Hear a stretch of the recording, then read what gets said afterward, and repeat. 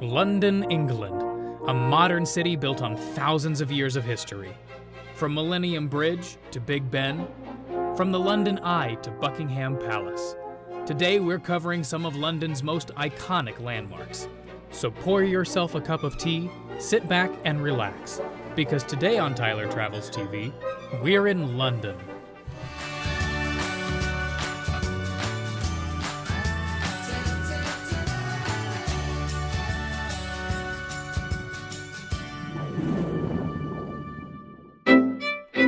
London is the capital of England and was built along the River Thames.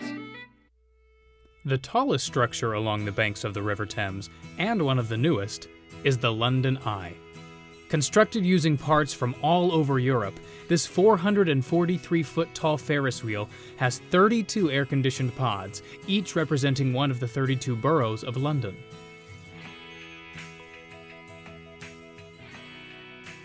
Smart travelers avoid lines by booking their tickets online and picking them up at one of the self-service kiosks. 25 guests at a time line up to board the capsules for a 30-minute ride.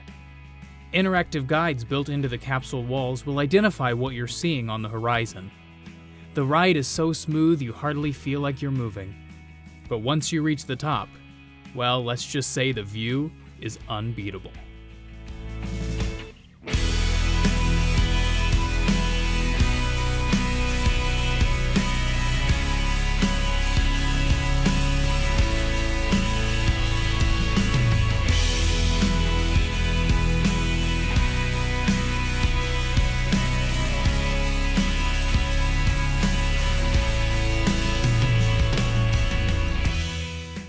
With the iconic skyline of London laid out before you, it's not uncommon to feel like you're on top of the world. Big Ben and the Palace of Westminster, St. Paul's Cathedral, Westminster Abbey, and so many more of London's classic buildings are laid out in front of you, just begging to be explored. But for now, just enjoy the moment. Watch your step as you disembark, and exit through the gift shop.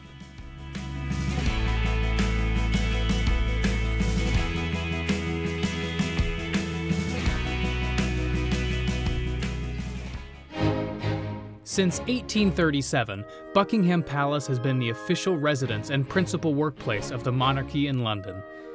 Every year, the palace plays host to several official and state events given by Her Majesty the Queen and other members of the royal family.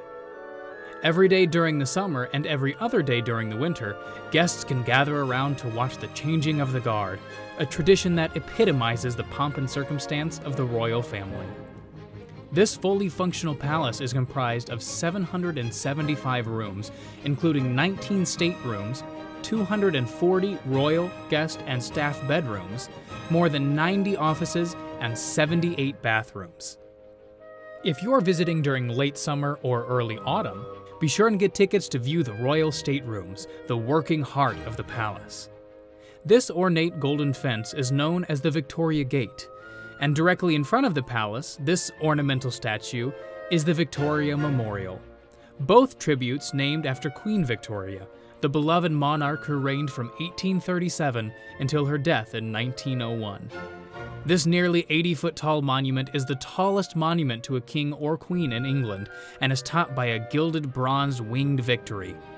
The monument symbolizes all of the attributes that Victoria found to be most important, including courage, truth, justice, progress, and peace.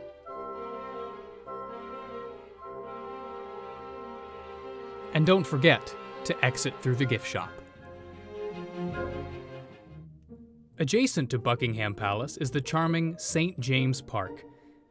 The oldest of the capital's 8 royal parks, its small lake and large old trees make for a pleasant stroll on a nice day.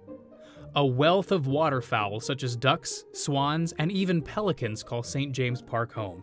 And don't forget to make your way to the Blue Bridge for some excellent views of Buckingham Palace.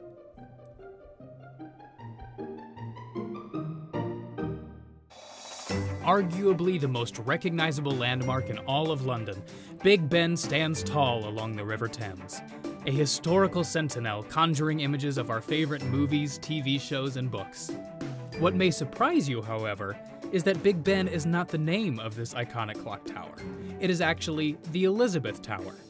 Big Ben is the name of the bell that rests behind the clock face. The Elizabeth Tower and Big Ben are attached to the Palace of Westminster, which is home to the British Houses of Parliament. Sharp-eyed fans of the popular TV show Downton Abbey may also notice that the Palace of Westminster bears a striking resemblance to the real-life Highclere Castle. That's because shortly after completing work on the Houses of Parliament, architect Sir Charles Barry remodeled Highclere Castle and incorporated much of the same design in both. Another design of Sir Charles Barry is the famous Trafalgar Square. This site has played a part in London's history for centuries. It's played host to innumerable cultural events, performances, public demonstrations, and celebrations. Just a stone's throw from Big Ben and the Palace of Westminster, this square is central to all of London, making it an easy walk to Covent Garden, Buckingham Palace, or St. James Park.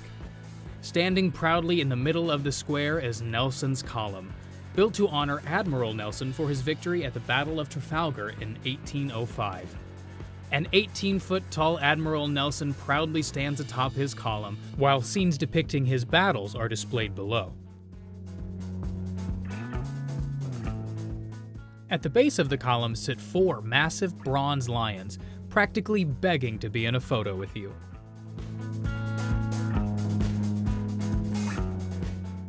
Two fountains flank Nelson's Column, offering a calming oasis during the winter and a welcomed respite from the heat during the summer. Magical mermaids, dolphins, and other sea creatures spout water into the basin below, creating an extremely relaxing ambiance. At the north end of the square stands the National Gallery, one of London's most important museums, with paintings spanning 6 centuries. Admiralty Arch at the south end of Trafalgar Square marks the entrance to the Mall, the famous red road that leads to Buckingham Palace.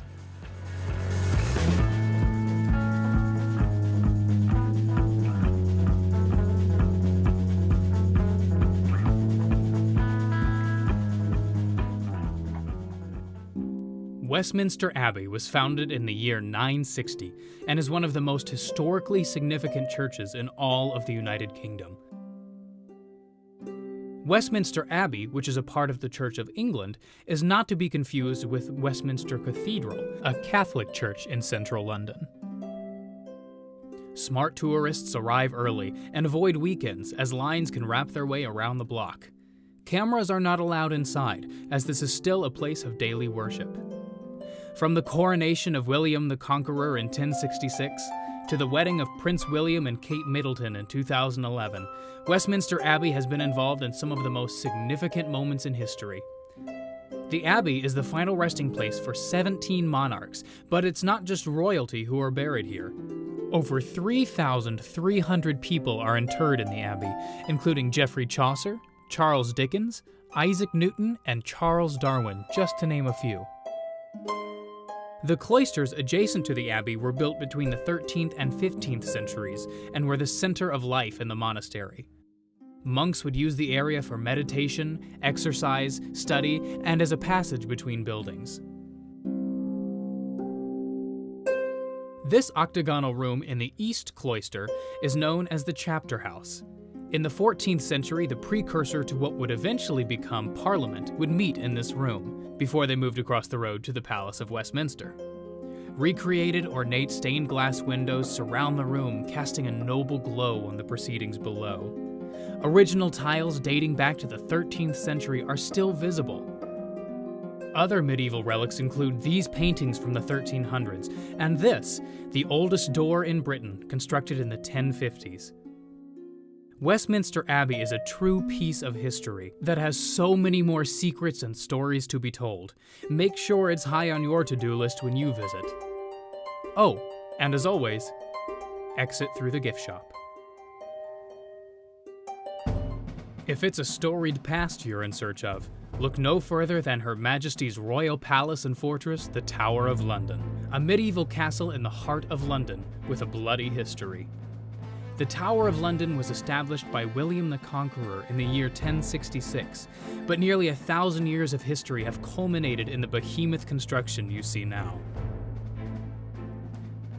These holes, known as murder holes, would be used to throw any manner of terrible things at invaders, including arrows and hot oil. The tower has functioned as a royal residence, a prison, an observatory, a treasury, an armory, as home of the Royal Menagerie and Royal Mint, and currently the home of the Crown Jewels. The infamous Traitor's Gate, originally the Watergate, was used to transport prisoners from the River Thames into the tower. Since the early 16th century, the tower has been guarded by yeoman warders, better known by their nickname, the Beefeaters. Dressed in Tudor-style tunics, they offer entertaining tours of the tower included in the price of admission. The Tower of London is, in actuality, 13 separate towers. In the center of the fortress stands the White Tower, the oldest of the 13 towers, authorized by William the Conqueror in 1078.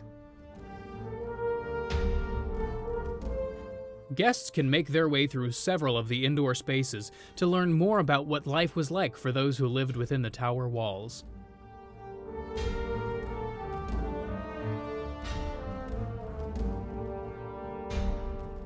This room is a recreation of Edward I's bedroom in St. Thomas's Tower, a fair representation of the type of luxury experienced by a medieval king, complete with a small chapel.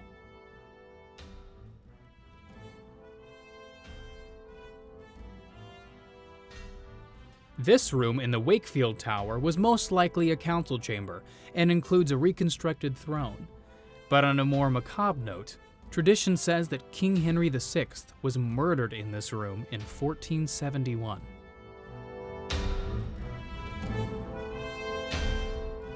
The Tower of London is also home to 6 ravens, watched over by one of the Beefeaters known as the Raven Master.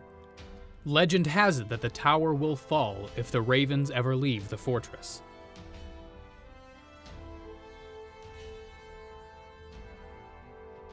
One of the best ways to experience the tower is by taking the Wall Walk, a walk around the huge stone encirclement that forms the tower walls.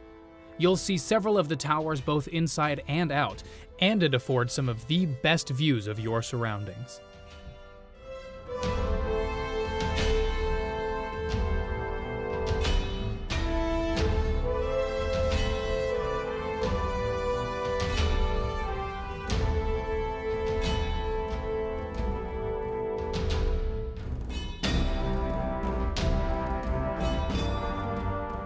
A stroll through the White Tower is a stroll through history.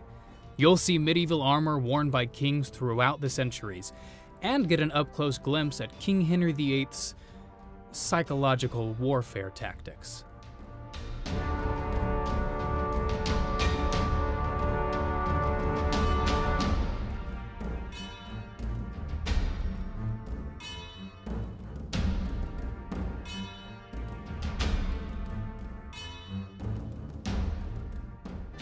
For more than 1,400 years, St. Paul's Cathedral has been a fixture upon the skyline of London.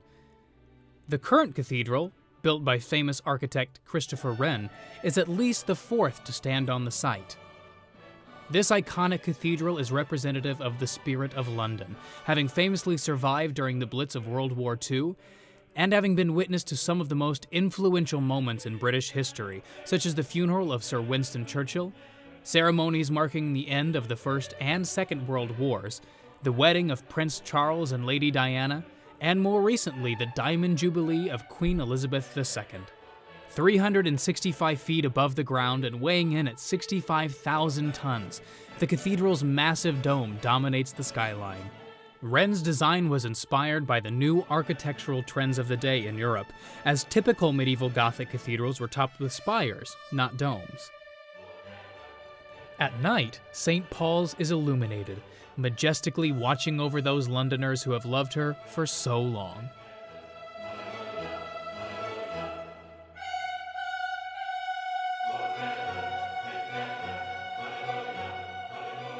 Though a modernized city has sprung up around St. Paul's, The cathedral remains just as it was 300 years ago. And it's just as impressive to the modern tourist as it was to the Londoners of the 17th century.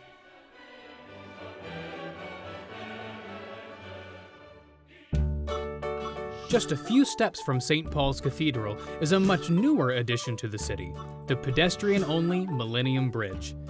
This steel suspension bridge officially opened to the public in 2000, but wasn't completely functional until 2002. The bridge connects the north and south banks of the Thames, with St. Paul's Cathedral to the north, and the Tate Modern and Shakespeare's Globe to the south. There are over 30 bridges that cross the River Thames, but the Millennium Bridge is the only one specifically built for pedestrians in over a century. The bridge offers some spectacular views of the city, and is extremely handy when trying to get from one attraction to the next.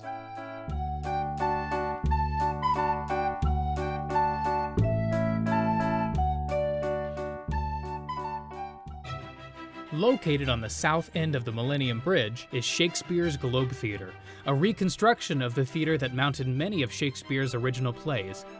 The design is as historically accurate to the original Globe as possible, with some upgrades in safety regulations. Builders used the same types of materials that would have been available in the early 1600s when the original was built, and even used many of the same techniques and tools that would have been used in the construction. Shakespeare's Globe is an open-air amphitheater, which means shows primarily run spring through fall, but tours are offered year-round. The Globe also offers classes and seminars for up-and-coming thespians, along with a small museum dedicated to Shakespeare and his works. The museum is a self-guided tour with a companion audio guide, and has representations of sets, costumes, and even musical instruments that would have been used in Shakespeare's day.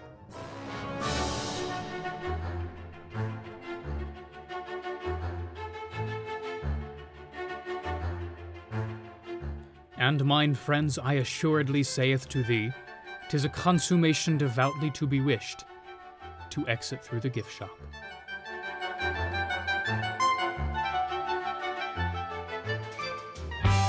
London has some amazing museums, and most are amazingly free, but one that should definitely not be missed is the British Museum.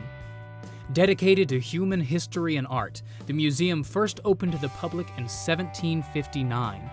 Over the past 2.5 centuries, the museum has expanded to what we see now, a massive collection of over 8 million objects from all around the world. Admission is free, but donations are welcome.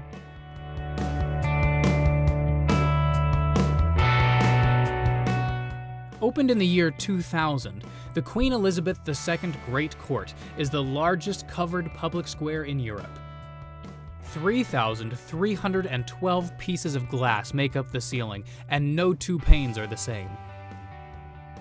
Among the museum's greatest artifacts is the Rosetta Stone. Discovered in 1799 by Napoleon's army, the Rosetta Stone unlocked the language of the ancient Egyptian hieroglyphs. Ancient cultures from all over the world have their place here. In this room, we see ancient stone panels from Nineveh that date back to 700 BC. We see a variety of activities being displayed in the etchings from daily life, everything from transportation to battle scenes.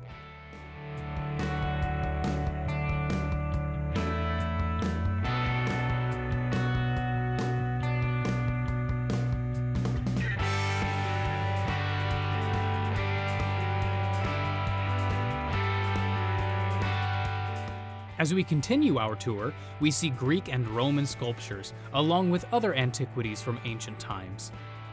There are several sculptures from the Parthenon, the ancient temple dedicated to the goddess Athena. Made from white marble as a show of Greece's power and wealth, these statues and wall carvings once decorated the outside of the Acropolis. Some statues, like these, are original, and some are recreations, but all are magnificent.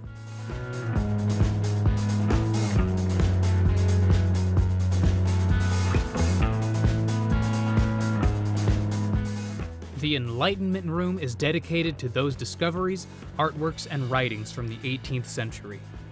The Age of Enlightenment was one of reason and learning, and Europe and America flourished with a bevy of new art and scientific discoveries. This room displays objects that reveal how scholars, artists, and writers understood and classified their world around them.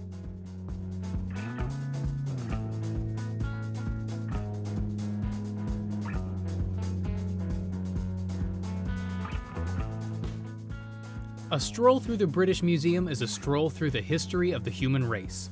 Understanding where we come from and how we got to where we are is one of the best ways to keep moving forward.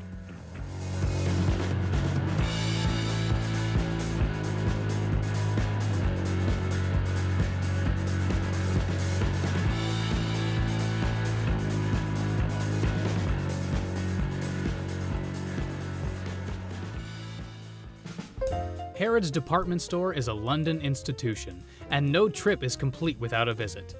Even if you're not one for shopping, stepping into these hallowed halls of retail history is a rite of passage for all who visit here. No matter when you visit, chances are the place will be busy, but avoid weekends and weeks leading up to holidays, and you should be able to make your way through with relative ease. Harrods, of course, has the big designers: Dolce & Gabbana, Prada, Louis Vuitton, Tiffany, Gucci, and Burberry, to name a few. But it also has so much more. Step into Harrods Food Hall for a quick bite to eat or something to take home. They have desserts and meat pies and everything in between, and it's all made right in the Harrods kitchens. If this doesn't strike your fancy, there are 27 other restaurants to choose from, and they even have fresh produce. Once you've had your fill of delicious pastries and cakes, make your way through the crowd to the elevators to start exploring the 7 floors and 330 departments. Another famous feature of Harrods is the Egyptian escalator, decorated with Egyptian symbolism and sculptures.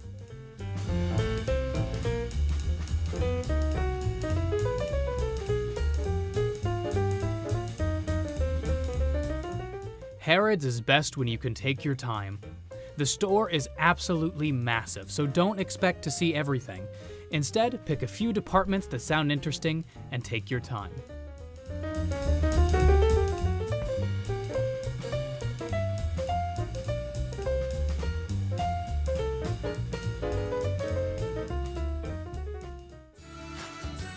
London is an incredible city that should be high on everyone's travel bucket list. From art to culture to history and architecture, London has something for everyone.